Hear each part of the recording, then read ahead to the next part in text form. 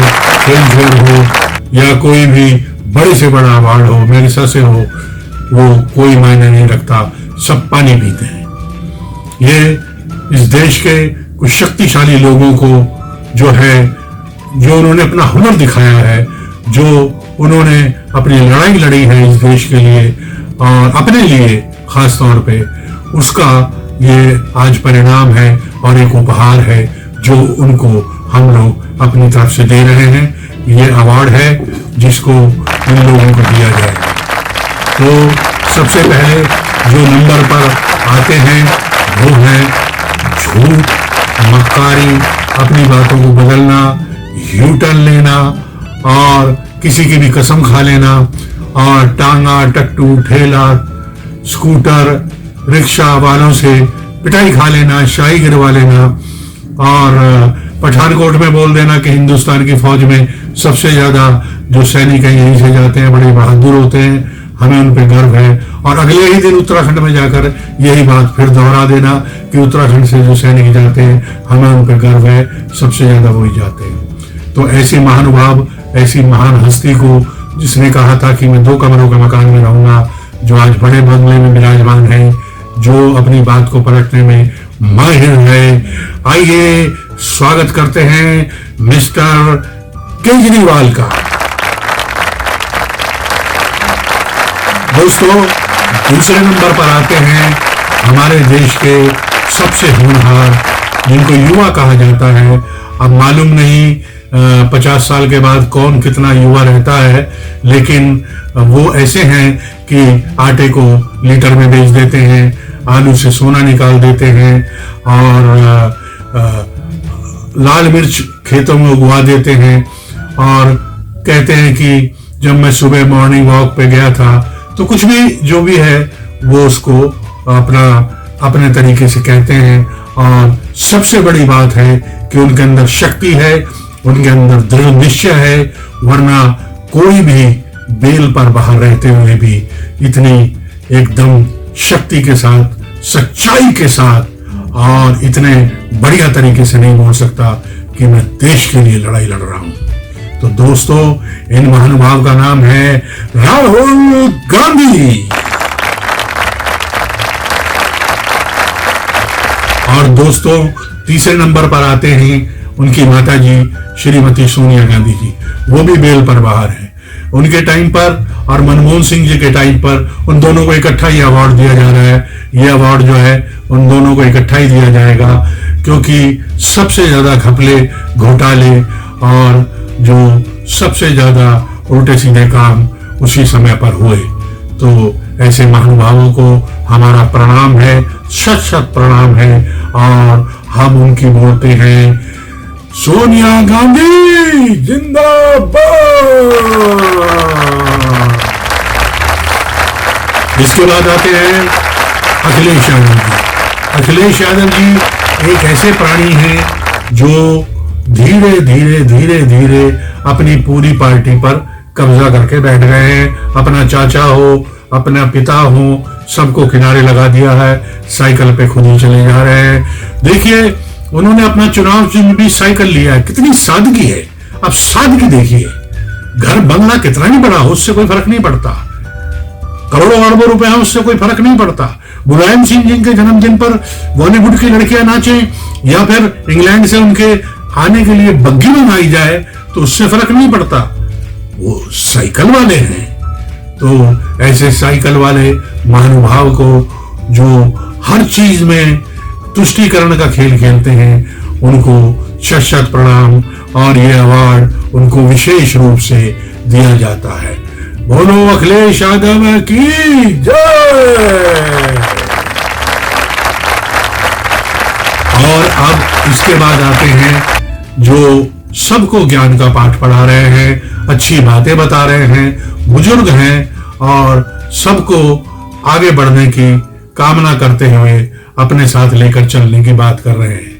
वो हैं अभी अभी जेल से बाहर निकले श्री लालू प्रसाद यादव जी।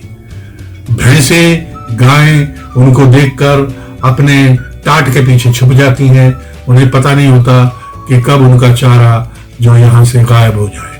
तो कई ऐसे काम हैं जो लालू जी के तमगे पर लगे हुए हैं, और बाकी उनकी पहचान है गरीब गुरबा की, कान पे लंबे लंबे बाल और सर पे छोटे छोटे बाल, पू पी ऐसे करके आवाजें निकालना, ऐसे करना, ये हर एक के बस का नहीं है।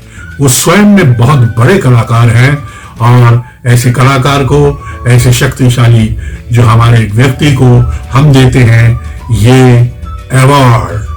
बोलो लालू यादव की जय।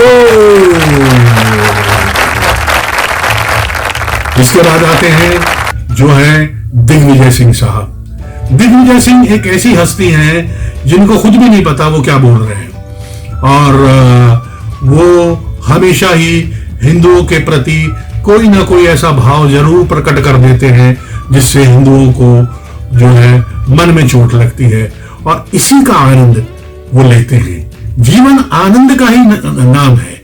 आनंद आपको कहीं से भी मिले, किसी को दुखी करके मिले तो लो ना, आनंद लो। और ये दिग्विजय सिंह जी की फिलॉसफी है। वो कई सालों तक मध्य प्रदेश में मुख्यमंत्री रहे, वो वैसे भी मंत्री रहे, और उन्होंने मध्य प्रदेश का बेड़ा गर्क करने के बाद वहां किसानों पर 24 किसानों की गोली मारकर हत्या करने के बाद किसानों के हितैषी हैं। ऐसे महानुभाव को हमारा शत शत प्रणाम। उनको दी जाती है ये ट्रॉफी। बोलो दिग्विजय सिंह की जय। और इसके बाद आते हैं हमारे यहाँ जो एक और व्यक्ति हैं जिन्होंने बहुत बड़े बड़े कारनामे किए हैं, और जिन्होंने ऐसे ऐसे काम कर दिए हैं जिनको देखकर आप अपने दांतों तले उंगली दबा देंगे। वो हैं हमारे आज के सबसे लाजवाब नेता गहलोत साहब। उनका मकसद राजस्थान नहीं है, जिस राज्य के वो मुख्यमंत्री हैं सॉरी, जिस राज्य के वो मुख्यमंत्री हैं उससे उनका मतलब नहीं है। उनका मतलब है कि सचिन पायलट को कैसे नीचे गिराना है। और इतनी जबरदस्त जो है, जिस आदमी में शिद्दत हो, अपने एक ही लक्ष्य को लेकर चल रहा हो, उस व्यक्ति को तो प्रणाम करना चाहिए। जो कहते हैं कि जो रेप के केसेस होते हैं उसमें 58 से 60% केसेस जो हैं वो झूठे होते हैं। ऐसे मुख्यमंत्री को हमारा शत शत प्रणाम, शत शत प्रणाम। उन्हें दिया जाता है ये अवार्ड। बोलो गहलोत साहब की जय। और इधर आप देखेंगे मायावती जी हैं। मायावती जी कोई बहुत ज्यादा इस तरह की चीजें नहीं करती हैं। पिछले कुछ दिनों से तो वो बिल्कुल शांत हैं और नजारा देख रही हैं कि ये राजनीति में हो क्या रहा है। राजनीति में उन्होंने बड़े बड़े मकाम हासिल किए हैं। ठीक है, उनके पास गले में करोड़ों रुपए की मालाएं डाली गई हैं, कुछ उन पे भ्रष्टाचार के जो है इल्जाम भी लगे हैं, लेकिन फिर भी कुछ ना कुछ उनके अंदर काम करने की क्षमता हमेशा दिखाई दी है। मायावती जी को दिया जाता है ये पुरस्कार। मायावती बहन की। और इसके बाद आते हैं भाइयों शशि थरूर। शशि थरूर जो कहते हैं कि अगर शिवलिंग के ऊपर बिच्छू हो तो उसे चप्पल से मारो। वो ऐसे व्यक्ति हैं जो इन्हीं के पद चिन्हों पे चल रहे हैं, सोनिया गांधी, राहुल गांधी, क्योंकि उन्हें बताना है कि मैं सबसे बढ़िया और सबसे बेहतरीन व्यक्ति हूं। तो ऐसे व्यक्ति को हमारा शत शत प्रणाम, और उनको दिया जाता है ये अवार्ड। मुझे अफसोस है कि तालियां इस बार कम बजी हैं, लेकिन ये अवार्ड उनको दिया जाता है। एक और व्यक्ति हैं, वो ऐसे व्यक्ति हैं जो बहुत ही नफासत के साथ, बहुत ही सलीके के साथ जो है अपनी बात को कहते हैं, और समाज में ऐसा अफरा तफरी का माहौल बना देते हैं कि देखने वाले अपने दांतों में उंगली दबा लेते हैं। वो हैं ओवैसी साहब। ओवैसी साहब वो हैं कि मान ना मान मैं तेरा मेहमान। वो हर स्टेट में चले जाते हैं, वहां कुछ मुस्लिमों के वोट काटते हैं और अपने चंद वोटों के लिए जो 2-4 उन्होंने सीटें भी जीती हैं, 4-5 बिहार में, सिर्फ उसकी वजह से वो इस देश को नीचा दिखाने में कोई कमी नहीं छोड़ते। वो मुसलमानों के तुष्टीकरण में कोई कमी नहीं छोड़ते, उनको बरगलाने में कोई कमी नहीं छोड़ते। तो ऐसी महान शख्सियत को हमारा शत शत प्रणाम। तो ओवैसी साहब की जय।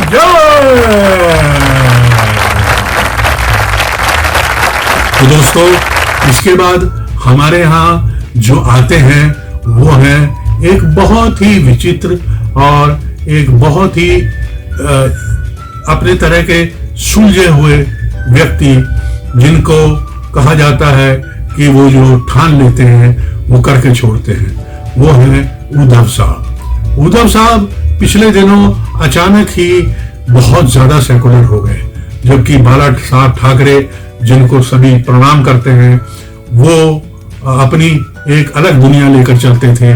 वो कहते थे कि कांग्रेस को मैं चिमटे से भी नहीं छूऊंगा और बहुत कुछ बोलते थे उनके बारे में जो हम नहीं बोल सकते इस प्रोग्राम में। इस अवार्ड फंक्शन में मैं उनको बुलाना चाहता था लेकिन वो आ नहीं पाए, वो व्यस्त हैं अपना कुछ शरद पवार के साथ तिकड़म बनाने में, और आज वो अपनी कुर्सी गंवा चुके हैं, अपनी जो है पार्टी गंवा चुके हैं, और अब चुनाव चिन्ह का देखना है क्या होगा। लेकिन फिर भी वो अड़े हुए हैं और अपनी जगह पर जमे हुए हैं। ऐसे व्यक्ति को शत शत प्रणाम, और उन्हें दिया जाता है ये अवार्ड। उद्धव ठाकरे जी की जय।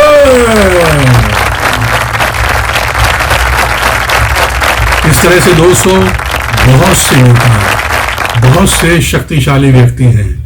आप उधर देखेंगे वो जो किंगफिशर बियर बनाने वाला माल्या और दूसरे कई और हैं जो देश का पैसा लेकर भाग गए हैं। कई हैं जो अपने एक काम में लगे हुए हैं कि आतंकवादियों का समर्थन किया जाए। उनमें एक सबसे बड़ी शख्सियत जिनको प्रणाम करने को दिल करता है, जिनको हमारे देश ने बहुत बड़ा एक नाम देने का फैसला किया है, ये अवार्ड देने का फैसला किया है, हमारी संस्था ने उनको चुना है, जो कहती हैं कि आपके तिरंगे को कंधे पे ले जाने वाला भी कोई नहीं मिलेगा।